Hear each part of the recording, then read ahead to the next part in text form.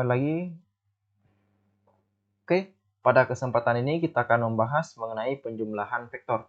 Pertama, resultan dua vektor yang sejajar. Misalkan ada sebuah vektor A dan vektor B. Di sini kita ingin menjumlahkan berapa besar kedua vektor ini. Nah, caranya mudah. Kita tinggal hubungkan kedua vektor ini saja. Vektor B ke ujung pangkal vektor A. Sehingga kita dapatkan resultan vektornya itu adalah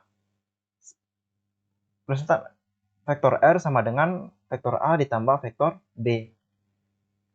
Bisakah kita mencari pengurangan dari kedua vektor ini? Tentu saja bisa. Bagaimana caranya? Kita mengubah salah satu arah vektor ini tanpa mengubah besar dan nilainya. Misalkan kita ubah di sinilah vektor B. Nah, arahnya kan yang mula ke kanan, kemudian kita ubah ke kiri. Sehingga ini akan menjadi B minus, bukan lagi B positif.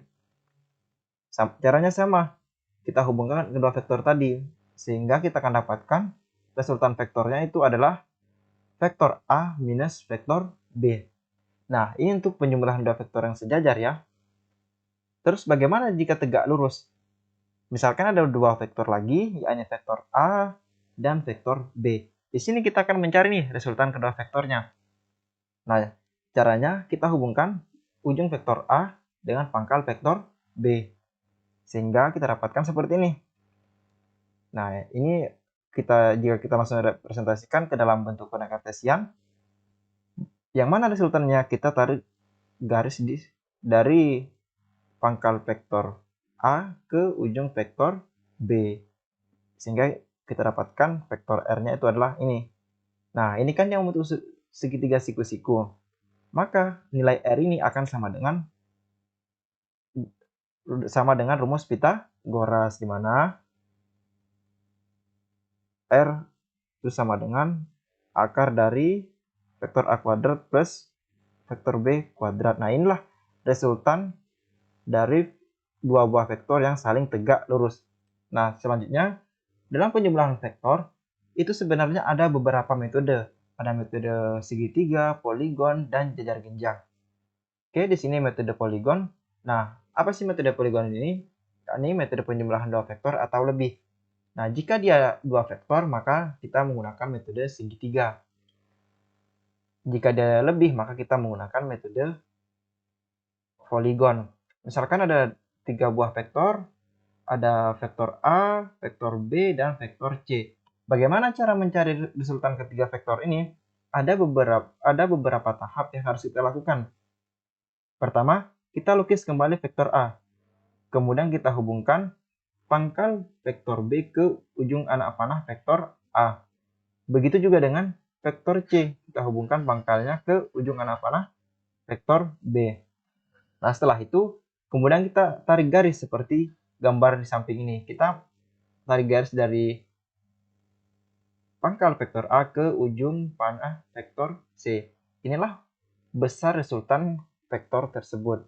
Dimana jika kita tuliskan secara matematis bahwa vektor R sama dengan vektor A ditambah vektor B ditambah vektor C, atau berlaku sebaliknya. Nah, kenapa bisa ditulis seperti ini? Karena dalam vektor itu berlaku hukum komutatif. Oke, selanjutnya yaitu metode jajaran genjang. Di mana metode jajar genjang ini adalah penjumlahan dua vektor yang ditempatkan pada titik pangkal yang sama. Ingat, pada titik pangkal yang sama, sehingga nanti kedua vektor itu merupakan diagonal jajar genjang. Hasilnya ya, misalkan ada sebuah vektor A dan vektor B. Kita buat nih menjadi model jajar genjang. Bagaimana caranya? Pertama, kita lukiskan vektor A, kemudian kita hubungkan pangkal vektor B ke pangkal vektor A. Kemudian setelah itu kita buat garis putus-putus nih masing-masing pada vektor ujung pangkal vektor A dan ujung pangkal vektor B, sehingga nanti mereka membentuk jajaran genjang seperti pada gambar ini.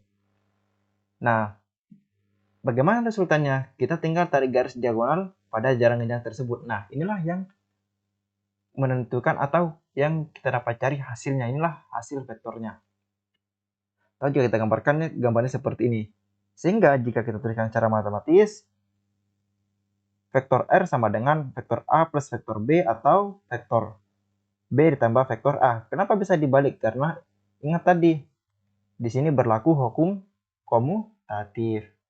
Oke, selanjutnya yaitu metode analitis. Metode analitis ini adalah menjumlahkan dua vektor dengan menggunakan rumus cosinus. Oke, misalkan ada dua vektor, vektor A dan vektor B, kemudian kita buat nih dalam bentuk jenjang tadi. Karena di sini untuk sudut tertentu, misalkan sudut alfa. Nah, dengan menggunakan rumus cosinus, ini kan sebenarnya sama ini dengan yang di sini. Nah, di mana ini adalah representasi untuk B, ini adalah untuk A. Dengan menggunakan rumus cosinus, maka besar resultan vektor ini, itu kita akan dapatkan vektor R sama dengan akar dari vektor A kuadrat plus vektor B kuadrat plus 2 vektor A dikali vektor B cos theta. Jika pengurangan, maka kita tinggal ganti yang di sini nih, plus ini menjadi negatif, seperti persamaan yang kedua ini. Oke, selanjutnya ada contoh soal nih. Berdasarkan gambar di bawah ini, tentukan resultan vektor tersebut. Oke, kita di sini mencari resultan sebuah vektor. Nah, di sini kan ada 3 vektor, berarti kita menggunakan 4 vektor dengan resultannya, kita menggunakan metode poligon. Jika kita gambarkan atau pisahkan, ini ada vektor A, ada vektor B, serta vektor C dan D. Nah, kita kan di sini suruh menentukan resultan vektornya. Jadi berdasarkan metode poligon tadi, bahwa pangkal vektor A ini dihubungkan dengan ujung panah vektor A dihubungkan dengan pangkal vektor B. Begitu juga dengan seterusnya. Nah, ini kan sesuai dengan metode poligon tadi. Sehingga jika kita tarik garis dari A ke C, maka itu adalah resultan vektornya. Sehingga jika kita tuliskan dalam bersama matematis, vektor D sama dengan vektor A ditambah vektor B ditambah vektor C. Inilah resultan vektor dari representasi dari gambar tersebut. Oke, selanjutnya, jika 3 buah vektor A, B, dan C dijumlahkan dan dinyatakan dengan bentuk persamaan, vektor B sama dengan A plus C. Mohon maaf, ini C ya, bukan B. Representasikan persamaan tersebut dalam bentuk gambar. Nah, kita di sini suruh mengubah nih ke dalam bentuk gambar. Oke, misalkan kita gambarkan inilah vektor C. Kita buat gambar nih, sesuai saja. Nah, di sini kita bisa menggunakan metode segitiga. Dan kemudian ada vektor B. Dan ada vektor A. Nah, oke, dengan menggunakan cara tadi, kita hubungkan pangkal vektor C ke ujung anak panah vektor A. Sehingga kita dapatkan gambarnya seperti ini. Nah, jika kita tarik garis dari pangkal vektor A ke ujung vektor C, maka inilah resultannya yang kita kenal, yang kita sebut dengan vektor B tadi. Nah, inilah bentuk gambar representasi dari persamaan di atas, yakni B sama dengan A, vektor A plus vektor C. Oke, selanjutnya ada sebuah benda berpindah 6 meter ke timur, kemudian 8 meter ke utara. Kita di sini disuruh mencari vektor satuan dan besar vektornya serta arahnya ya. Nah, kita gambarkan dalam bentuk koordinat kartesian. Ini kita anggap ke sini adalah ke X positif itu adalah timur. Ini X dan ini Y. Sedangkan Y itu adalah utara. Oke, kita gambarkan vektornya itu 6 meter ke timur, kemudian 8 meter ke utara. Kita tarik gambar seperti ini. Nah, 8 meter ke utara. Kita kan di sini disuruh mencari vektor satuan dan besar vektornya serta arahnya. Oke, maka vektor satuannya ini kan 6-nya itu mengarah ke sumbu X dan 8-nya itu mengarah ke sumbu Y. Sehingga jika tuliskan vektornya tadi, ingat bahwa di X itu I topi, sedangkan di Y itu adalah J topi. Sehingga terdapatkan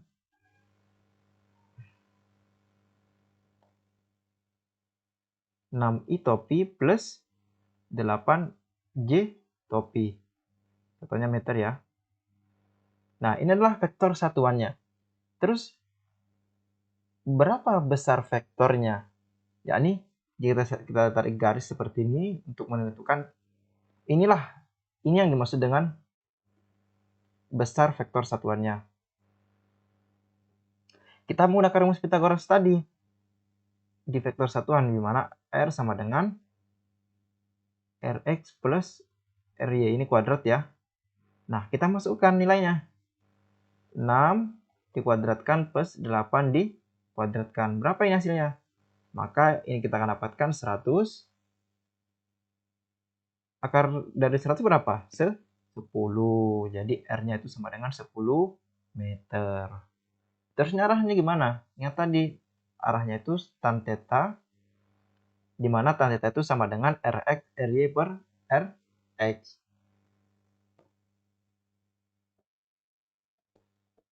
Per Rx. Nah, kita dapatkan 8 per 6. Kita bagi ya, kita bagi 2, maka 4 per 3. Sehingga kita dapatkan tetanya sama dengan 53 derajat. Oke, sehingga kita dapatkan bahwa vektor satuannya yaitu vektor R sama dengan 6i plus 8j meter, sedangkan besar vektornya adalah 10 meter, serta arahnya itu adalah 53 derajat. Jadi theta di sini, ini kan ada theta sebenarnya di sini, itu besarnya adalah 53 derajat. Oke, soal selanjutnya yaitu, misalkan ada dua buah vektor nih, F1 dan F2 yang masing-masing besarnya 3 Newton dan 4 Newton, serta membentuk sudut 60 derajat. Nah, kita disuruh mencari vektor resultannya. Oke, kita gambarkan vektornya terlebih dahulu. Ini anggap vektor F1 dan ini vektor F2. Kita gambarkan menggunakan metode analitis tadi. Inilah vektor vektor F1. Kita hubungkan masing-masing kedua pangkalnya, ini adalah vektor F2 dengan menggunakan metode jarum genjang yang kemudian kita analisis dengan rumus kosinus, maka kita dapatkan ini adalah vektor R-nya, di mana sudut apitnya adalah 60 derajat. Oke, dengan menggunakan rumus kosinus tadi, bagaimana bentuk bersamanya tadi? Vektor R sama dengan akar dari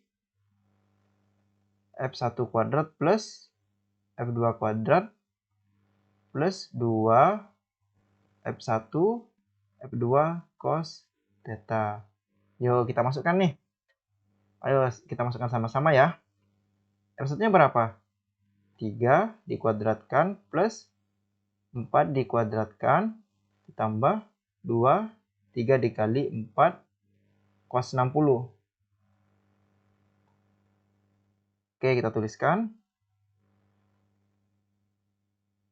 3 dikuadratkan sama dengan 9. 4 dikuadratkan sama dengan 16 ditambah 2 dikali 3 dikali 4 berapa nih? Sama dengan 24. Cos 60 berapa? Setengah. Oke, kita jumlahkan. 9 tambah 16 itu adalah 25. Ini adalah 12. Ini kan bisa dibagi nih 24 dengan 2. 12. 25 ditambah 12 itu sama dengan akar 37. Jadi vektor R itu sama dengan akar 37 Newton.